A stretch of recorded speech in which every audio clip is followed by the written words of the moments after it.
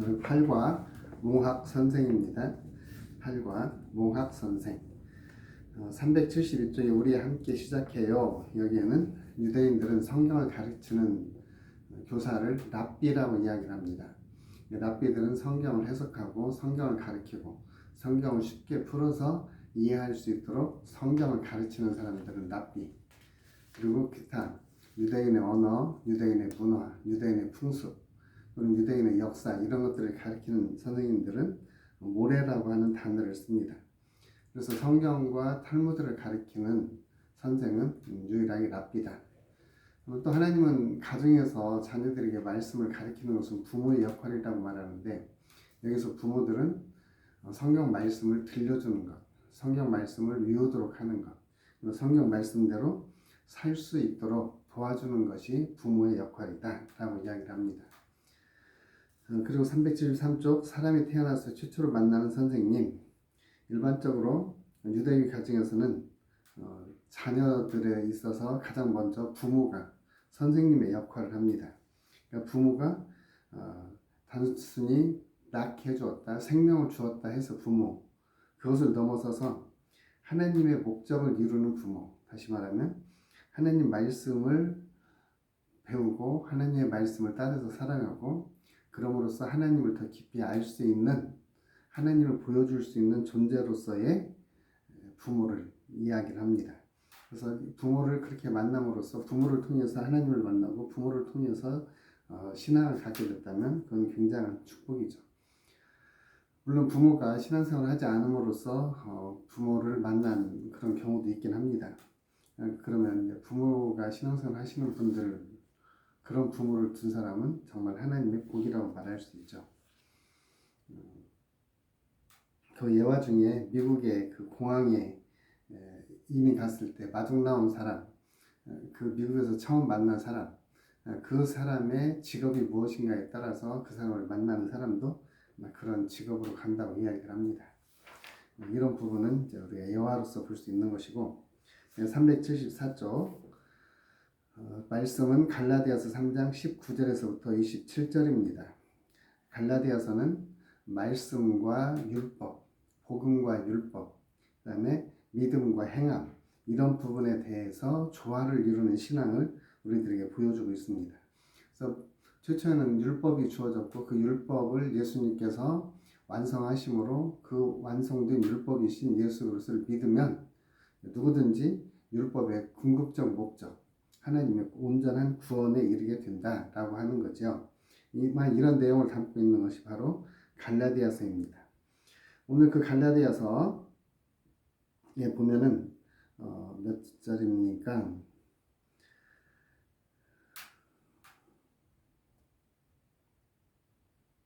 25절에 보면 믿음이 온 후로는 우리가 몽학선생 아래 있지 아니하도다. 그래서 몽학선생은 오늘 이 본문에서는 율법이 몽학선생이다. 율법이 우리를 복음으로 이끌어주는 그러한 몽학선생, 초등교사 이렇게도 되어져 있죠. 그래서 초등교사는 초등학교 교사를 말하는 것이 아니라 옛날에 로마 사람들은 문화적으로는 로마가 군사적인 면에서 군대에 강한 힘은 있었지만 문화적인 면에서는 그리스에 비할 수가 없었습니다. 근데 이제 로마 군인들이 그리스를 침략을 해서 그리스에 있는 학자들을 포로로 잡아옵니다. 그 포로들은 신분은 포로이지만 학문적으로 그리고 지혜, 철학, 예술 이런 데서는 로마인들보다 훨씬 탁월합니다. 그래서 이제 그런 포로로 잡아온 사람들 가운데 로마의 고관들의 자녀를 가리키는 그러한 선생들을 바로 이 몽학선생, 초등교사 이렇게 이야기를 했습니다. 그러니까 이런 사람들은 자라날 때까지, 아이들이 자라날 때까지는 선생님 아래 있고, 그리고 자라난 후에는 그 선생님보다 훨씬 높은 주인의 자리, 때로는 임금의 자리, 여기에 오르게 되는 거죠.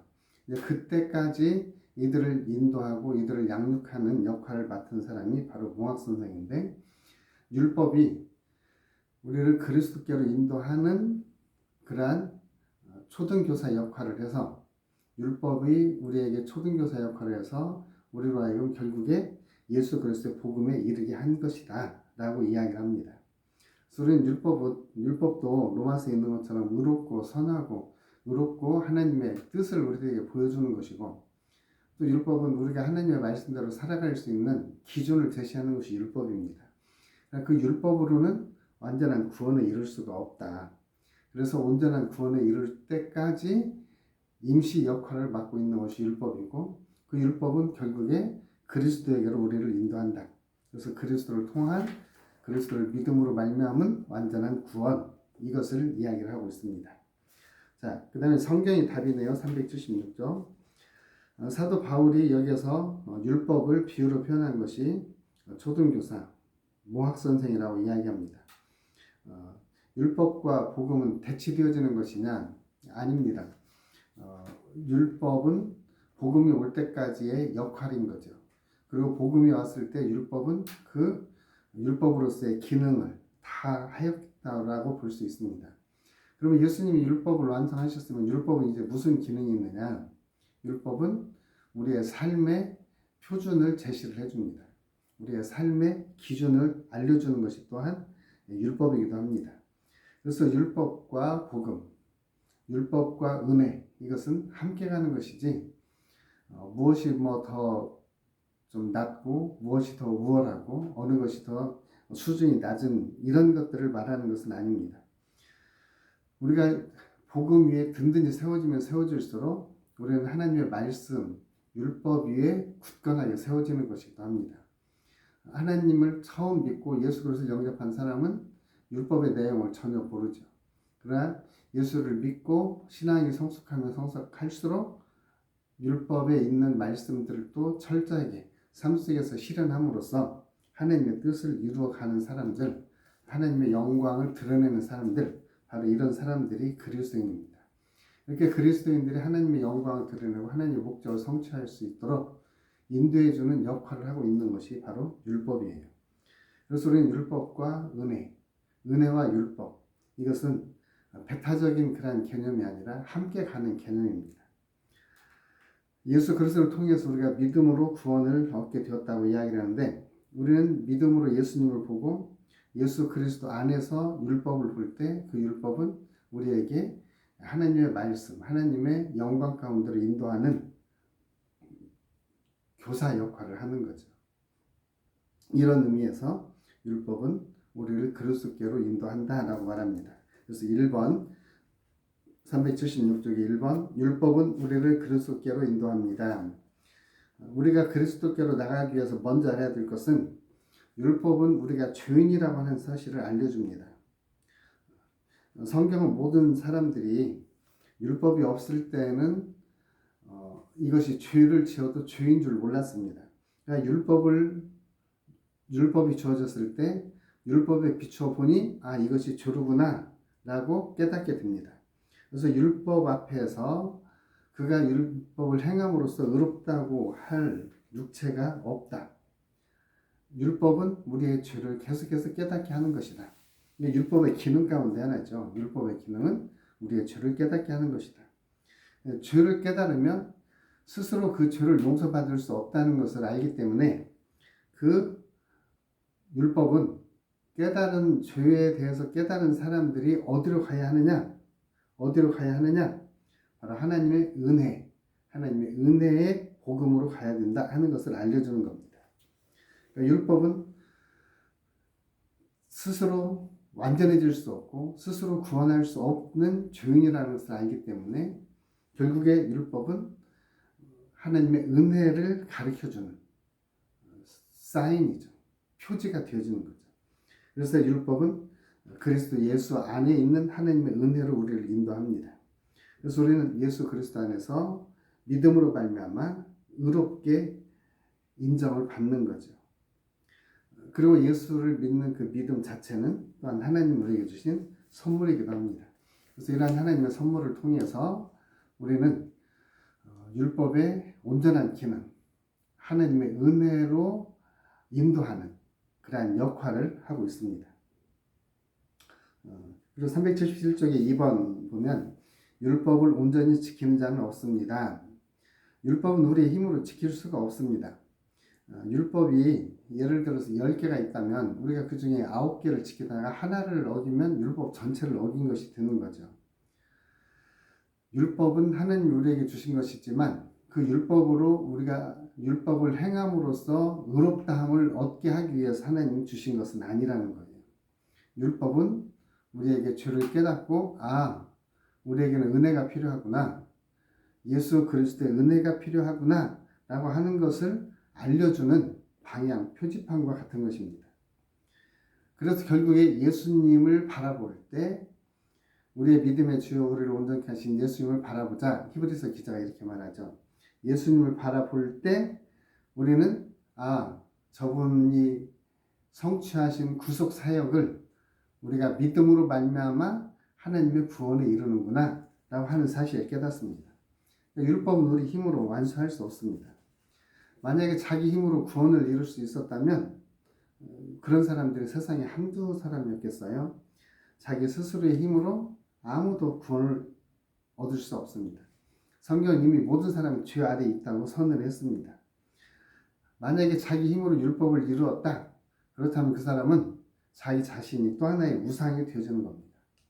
하나님의 은혜 없이 자기 힘으로 하나님을 찾는 것은 곧 자신을 숭배하는, 자기 숭배가 뭐겠어요? 우상이죠. 우상을 숭배하는 자리로 갈 수밖에 없는 것이다. 결국에는 이런 우상 숭배자들이 만드는 것은 하나님의 모습을 본딴 형상들을 만드는 겁니다. 그 하나님의 형상으로 아론 같은 경우는 금송아지를 만들었고요. 또 여로보암 같은 경우도 베델과 단에 황금 송아지를 만들어 놓고 이것이 바로 이스라엘 하나님이다 이렇게 하면서 우상을 만들게 되죠. 결국에 자기 힘으로 율법을 이루려고 하는 것은 종말적으로는 우상 숭배에 빠지게 되어지는 것이다. 그러니까 우리 힘으로 우리의 자원으로 율법을 온전하게 지킬 수 없다라는 겁니다. 그럼 우리가 어떻게 하면 이 율법에 있어서 온전한 자이냐?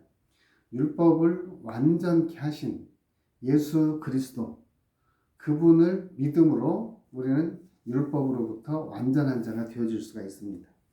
예수님은 율법을 완전케 하러 오셨습니다.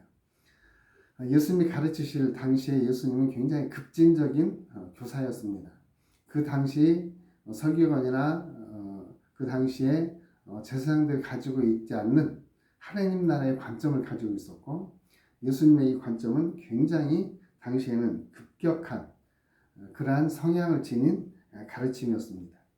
그런데 그분이 와서 하는 행동들이 당시 유대인의 장로들이 가지고 있었던 언어나 율법이나 그들이 가지고 있었던 어떤 그러한 그 생활 습관 이런 것들을 지키지 않으니까 예수님을 굉장히 위험한 인물로 봅니다. 근데 예수님은 이렇게 말씀하세요. 내가 율법이나 선지자를 폐하러 온 줄 생각하지 마라. 내가 온 것은 율법을 완전하게 하고 선지자들을 완전하게 하기 위해서 온 것이다. 그러니까 예수님이 말씀하신 율법 선지자는 구약 성경 말씀이죠. 구약 성경 말씀, 그 말씀대로 예수님은 사셨고 말씀대로 죽으셨고 말씀대로 부활하셨습니다. 예수님은 율법을 온전히 이루셨습니다. 그래서 이제 율법을 완성하신 예수님을 우리가 믿음으로 우리는 예수님이 완성하신 구속 사역을 우리에게로 완전히 적용할 수 있게 된 것입니다. 그러니까 결국에는 예수님께서 우리에게 하나님 나라의 복음을 알려주셨고 예수님 우리에게 새 계명을 주셨습니다. 구약에 있던 레위기서에 있던 말씀 그리고 이 레위기서에 있던 말씀 하나님에 대한 신명기에 있는 말씀 하나님에 대한 사랑 레위기서에 있는 이웃에 대한 사랑 이 말씀을 예수님은 사랑이라고 하는 단어로 묶으셨죠. 그래서 이 사랑 하나님에 대한 사랑 이웃에 대한 사랑 이것이 온 율법과 선지자의 강령이다. 그러면서 예수님께서 내가 너에게 새 계명을 주는데 너희는 서로 사랑하라 이렇게 말씀하십니다. 예수님이 주신 사랑의 계명 그 사랑의 계명은 궁극적으로 하나님에 대한 사랑이고 이웃에 대한 사랑인데 이 사랑을 행함으로써 예수님의 제자된 표시가 드러나게 되는 거죠. 그러니까 예수님은 율법을 완전하게 하셨고 그 율법을 완전하게 하려고 하는 자기 힘으로나 자기 능력으로 하려고 하는 것은 우상 숭배에 빠질 수가 있다. 그러나 율법을 완전케 하신 예수 그리스도를 바라봄으로 예수 그리스도를 믿음으로 하나님의 자녀가 되는 권세를 얻고 예수 그리스도를 바라보고 예수 그리스도를 믿음으로 하나님의 온전한 구원에 이룰 수가 있다. 이것을 바로 율법이 가르쳐주고 있다. 그러니까 결국에 율법은 예수님이 누구시고 예수님을 믿으면 구원을 얻는다고 하는 것을 율법은 가르쳐주고 있습니다. 이런 의미에서 율법은 믿는 자들에게 초등교사와 같은 역할을 했던 거지요.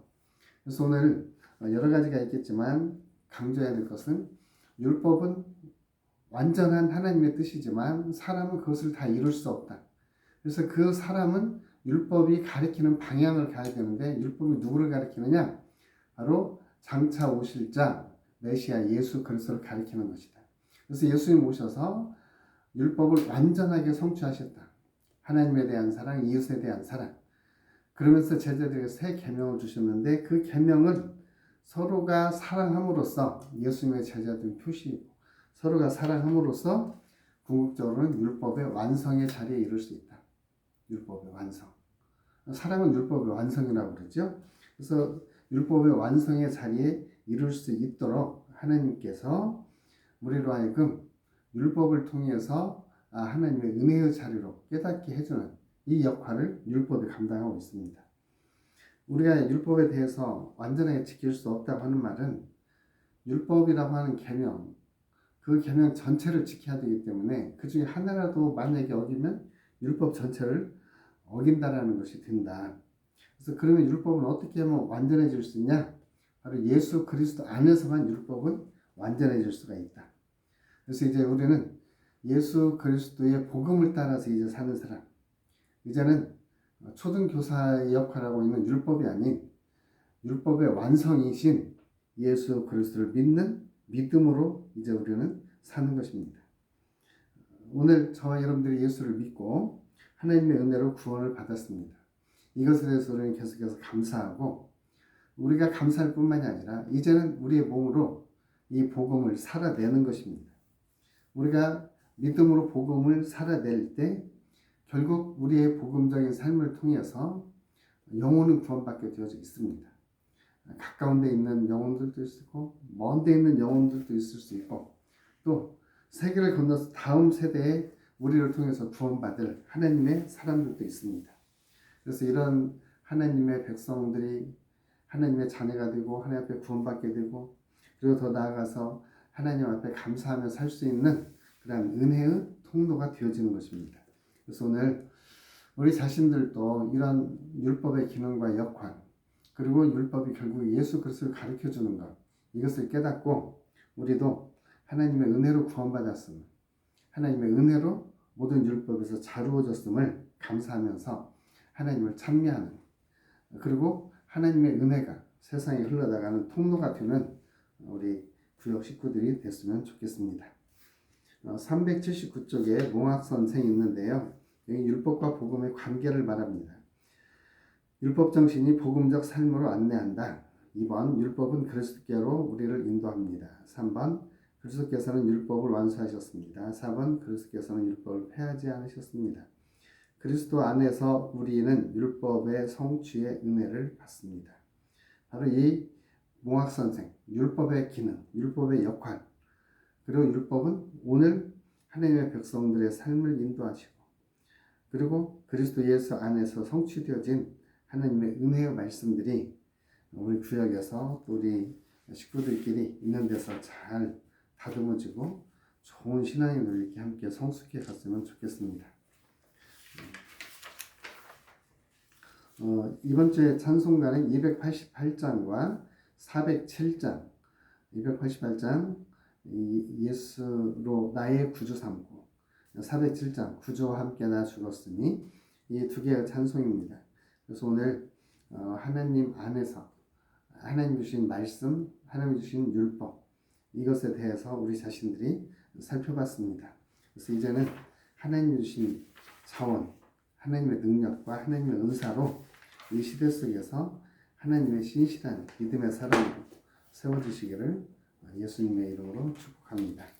우리 구역 인도자나 구역 강사들은 성경은 당연하고 그 안에 있는 말씀들을 좀 잘 찾아보시고, 그리고 또 그 말씀 안에 있는 우리 교재 안에 있는 성경 구절들이 많이 나와 있습니다. 그런 구절들을 암송하시면 훨씬 좋을 것 같습니다. 그래서 있는 이 말씀들 뭐 다 암송 못하더라도 좀 말씀들을 읽어보고 그 말씀 읽어보시면서 성경이 답이네요, 이 부분을 자세히 여러 차례 읽어보시면 충분히 잘 하실 수 있으리라고 믿습니다. 나중에 저녁에 또 뵙겠습니다.